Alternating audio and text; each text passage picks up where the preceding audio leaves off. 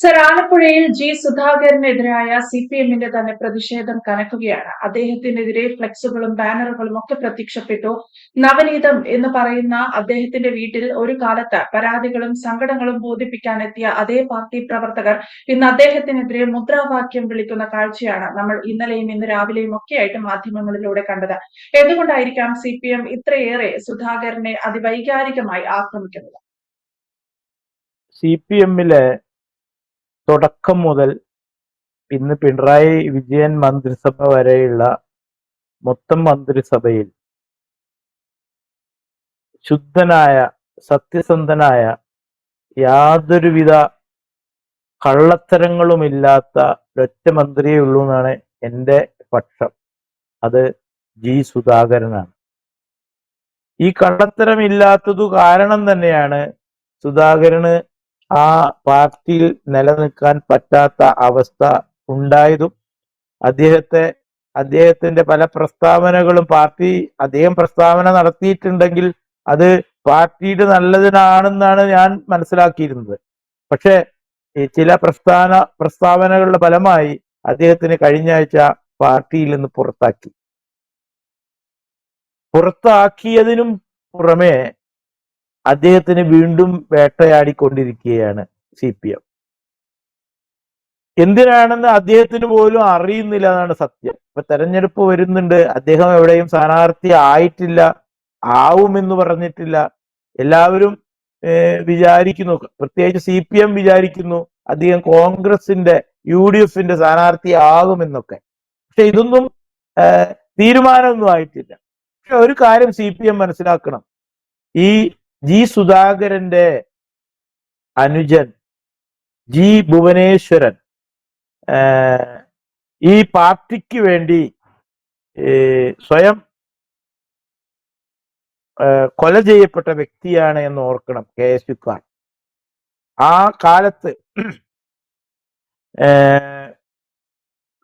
കോളേജിൽ പഠിച്ചിരുന്ന സമയത്ത് കോളേജ് യൂണിറ്റ് SFI സെക്രട്ടറി ആയിരുന്നു ഇദ്ദേഹത്തിന്റെ അനുജൻ.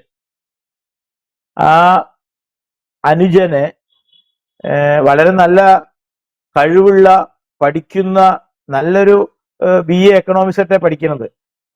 അദ്ദേഹം കോളേജിൽ പഠിക്കുമ്പോൾ യൂണിറ്റ് സെക്രട്ടറി SFIയുടെ അത്ര കാര്യമുള്ളൂ. അപ്പൊ കോളേജിൽ എപ്പോഴും അറിയാലോ, പ്രത്യേകിച്ച് പണ്ട് കാലങ്ങളിലൊക്കെ ദിവസം എന്തെങ്കിലുമൊക്കെ പറഞ്ഞ് അങ്ങോട്ടും ഇങ്ങോട്ടും തല്ലുണ്ടാവും. അപ്പോ KSU SFIയും കൂടിയിട്ട് എന്തോ കാര്യമായ ഒരു തല്ലൂട്ട് അവിടെ നടക്കുന്നു. അതും കേട്ടപ്പോ കോളേജിൽ ക്ലാസ്സിലിരിക്കുന്ന ഇവൻ ഇത് അറിഞ്ഞപ്പോ നീറ്റു പോകാൻ നോക്കിയപ്പോ കോളേജിലെ പ്രൊഫസർ പറഞ്ഞു, ഭുവനേശ്വരൻ അവിടേക്ക് പോണ്ട, അവിടെ പ്രശ്നമാണ്, നീ ഇവിടെ തന്നെ ഇരുന്നാ മതി. ആ അധ്യാപകൻ അദ്ദേഹത്തിനോട് പറഞ്ഞു. പക്ഷെ യൂണിറ്റ് സെക്രട്ടറി ആയ കാരണം അദ്ദേഹത്തിന് അങ്ങോട്ട് ചെല്ലാതിരിക്കാൻ ഉള്ള ഒരു ചങ്കൂറ്റം കൊണ്ട് അങ്ങോട്ട് ഓടിച്ചെന്നു. പക്ഷെ ഓടിച്ചെന്ന് അവിടെ എത്തുമ്പോഴേക്കും KSUക്കാർ സൈക്കിൾ ചങ്ങലയിട്ട് അദ്ദേഹത്തിന് തെലങ്ങും മെലങ്ങും അടിച്ചു. അടി കൊണ്ടപ്പോൾ അദ്ദേഹം ഓടി വന്ന് ക്ലാസ് റൂമിൽ ഇരുന്ന് നിലവിളിച്ചു. കാരണം നല്ല വേദന ഉണ്ടാവുമല്ലോ. അവിടുന്ന് തിരിച്ചു ഓടി വന്ന് ക്ലാസ് റൂമിൽ ഇരുന്ന് നിലവിളിച്ചു. കുറച്ചു കഴിഞ്ഞപ്പോ ഈ തല്ലിന്റെ അവിടെ നിന്ന് ഓടി വരുന്ന SFIക്കാർ ഇദ്ദേഹത്തിനെ ഈ റൂമിൽ കണ്ടപ്പോൾ അവിടേക്കൊന്നും ചെന്നില്ല. അവര് ജനാല വഴി അത് കൂടെ ഇറങ്ങി ഓടിപ്പോയി. പക്ഷെ ബാക്കിൽ KSUക്കാർ വരുന്നുണ്ടായിരുന്നു. ഇവൻ തല്ലുകൊണ്ട് തല ഡെസ്കിൽ വെച്ചിങ്ങനെ വേദനിച്ചിരിക്കുമ്പോഴാണ് അവര് കയറി വന്ന് വീണ്ടും ഇവനെ കാലെടുത്ത് തല നിലത്തിട്ടടിച്ചു. തല പൊട്ടി, തലച്ചോറ് വരെ പുറത്തു വന്നു എന്നാണ് അന്ന് പറയുന്നത്. ആ ഭുവനേശ്വരനെ പിന്നീട് അവിടുത്തെ സാധാരണ ഹോസ്പിറ്റലിൽ കൊണ്ടുപോയി. അവിടുന്ന് അത് പറ്റില്ല എന്ന് പറഞ്ഞ് അവസാനം ആലപ്പുഴ മെഡിക്കൽ കോളേജിൽ കൊണ്ടുപോയി. ഈ സമയത്തൊക്കെ സുധാകരൻ അത്ര വലിയ പോസ്റ്റിലൊന്നുമല്ല, ഒരു സാധാരണ പാർട്ടി പ്രവർത്തകനായി പ്രവർത്തിച്ചു കൊണ്ടിരിക്കുന്ന സമയമാണ്. ഞാൻ മനസ്സിലാക്കുന്ന സമയത്ത് അദ്ദേഹം പാർട്ടി ഓഫീസിലാണ്.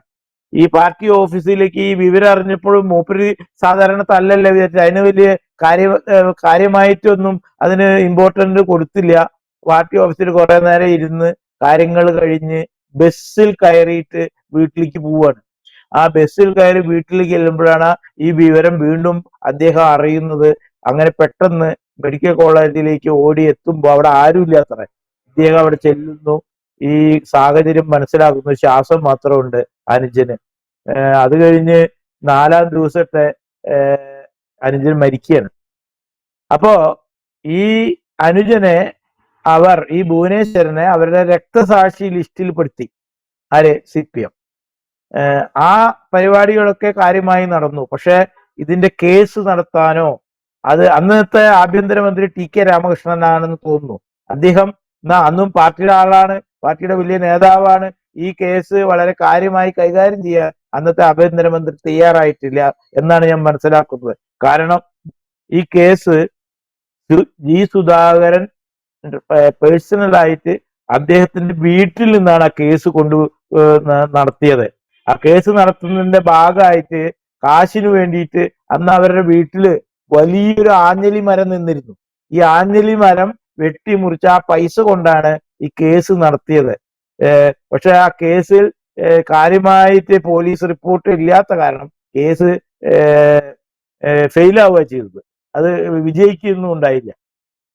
പക്ഷെ സ്വന്തം സഹോദരനെ ഒരു പാർട്ടിക്ക് കൊടുത്ത് അതിന്റെ എല്ലാ വശങ്ങളും അറിഞ്ഞ, പാർട്ടിയോട് കൂടുതൽ ജീവിച്ച ഒരു മനുഷ്യനെ ഇന്ന് പാർട്ടി പുറത്താക്കുന്നു. പുറത്താക്കിയാൽ മുണ്ടാണ്ടിരിക്കുന്നില്ല. ഇന്നലെ അദ്ദേഹത്തിന്റെ വീടിന്റെ പരിസരത്ത് പന്തം കൊളുത്തി പ്രകടനം നടത്തി പേടിപ്പിക്കുന്നു. ഇതൊക്കെ എന്തിനാണ് ഈ പാർട്ടി ചെയ്യുന്നത്? ഈ പാർട്ടിയുടെ നാശത്തിന്റെ വക്കത്ത് എത്തിയോ? ഈ ത്രിപുരയിലും ബംഗാളിലും ഒക്കെ ഉണ്ടായ സംഭവം വെച്ച് നോക്കുമ്പോൾ എന്തിനാണ് ഈ പാവ മനുഷ്യനെ ഇനിയും പുറത്താക്കി വിട്ടുകളാ? അദ്ദേഹത്തിന്റെ വഴിക്ക് പോട്ടെ. എന്തിനാണ്? അതിന് മിനിഞ്ഞാന്ന് ഒരു പ്രസ്താവന ഞാൻ കണ്ടു, AK ബാലൻ TV-യിൽ. അപ്പോൾ ഞാൻ ശ്രദ്ധിച്ചത്, ഒരിക്കലും സുധാകരൻ കോൺഗ്രസ്സിൽ പോവില്ല, കാരണം കോൺഗ്രസ്സുകാരാണ്, KSUക്കാരാണ് അദ്ദേഹത്തിന്റെ ബ്രദറിനെ ഇങ്ങനെ ചെയ്തു എന്നൊക്കെ പറയുന്നുണ്ട്. അപ്പോഴും എനിക്കിത് എന്താ പിടികിട്ടിയില്ല. ഞാൻ എന്ന് കേട്ടു. പക്ഷെ ഇന്നലെ വൈകുന്നേരം സുധാകരന്റെ 4 പുറവും ഇവന്മാര് ഈ പന്തം കൊളുത്തി പ്രകടനം നടത്തുന്നു. അപ്പോഴും എനിക്കിത് എന്താന്ന് മനസ്സിലാകുന്നില്ല. എന്താണ് സുധാകരനെ ഇത്ര ഇവര് ഇതാക്കി കൊണ്ടുപോകുന്നത്? അപ്പൊ ഞാൻ ഇപ്പൊ ചിന്തിക്കുകയാണ്, സുധാകരനൊക്കെ ഇനി കോൺഗ്രസിന്റെ സ്ഥാനാർത്ഥി ആകുമോ?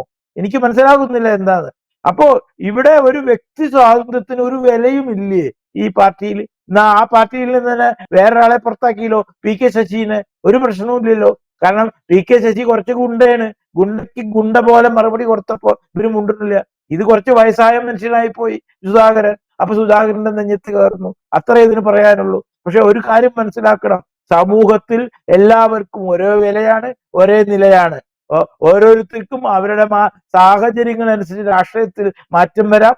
അത് ഓരോരുത്തരുടെ ചിന്തകളാണ്. എന്തൊക്കെ തന്നെയായാലും CPM-ന്റെ മൊത്തം മന്ത്രിമാരെ എടുത്തു നോക്കിയാൽ നമ്മൾ കണ്ട ഏറ്റവും നല്ല കറകളഞ്ഞ, സത്യസന്ധനായ, കൈക്കൂലി വാങ്ങാത്ത, ചിട്ടയോടുകൂടി പ്രവർത്തിച്ച ആകെ ഒരു മന്ത്രി ഉണ്ടെങ്കിൽ അത് G. സുധാകരനാണെന്ന് പാർട്ടി ഓർക്കുക. നിങ്ങൾ ഇപ്പോൾ ചെയ്യുന്ന ഈ വൃത്തികേട് ജനങ്ങൾ അംഗീകരിക്കുമെന്ന് നിങ്ങൾ ഒരിക്കലും കരുതണ്ട.